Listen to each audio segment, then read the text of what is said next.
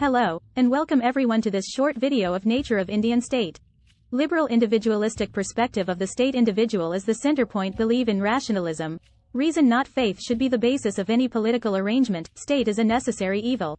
Because of the selfishness and rapacity of men would lead to disorder and chaos in society where no development can take place. Liberal state stands for limited state, emphasis on liberty. Liberty is defined as absence of restraints. Liberal state is a consent state. State is an artificial institution created by the people for their own good. Liberals believe in the concept of competition. Functions of modern capitalist state: repressive functions, army, police and judiciary; economic functions, regulates and controls the economic and other functions for desired ends; ideological, cultural functions, since it cannot project itself as a class state, therefore it has to perform certain ideological, cultural and persuasive functions so as to enlist the support of the people; international functions, of the state to protect and promote national interests. Liberal socialist state: complete abandonment of the idea of revolutionary means, violent methods as means to power.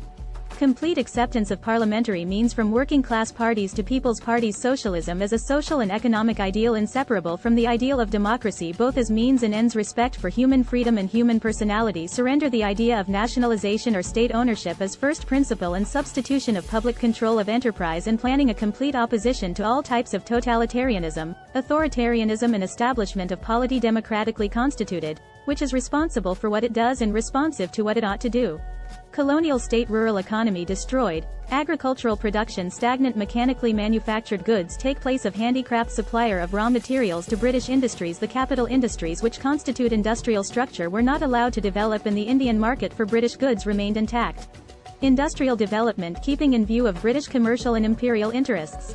Organized Indian administration with the limited purpose of maintenance of law and order and collection of revenues. Liberal democratic state: every Indian above the age of 18 has the right to vote. Parliament consisting of two houses, periodic elections, numerous political parties, both state and national elections conducted by constitutional body. Election commission: peaceful transfer of power. Executive responsible to legislature. Federal state. Schedule 7, Panchayati Raj institutions. Secular state: Indian Army is apolitical. Fundamental rights.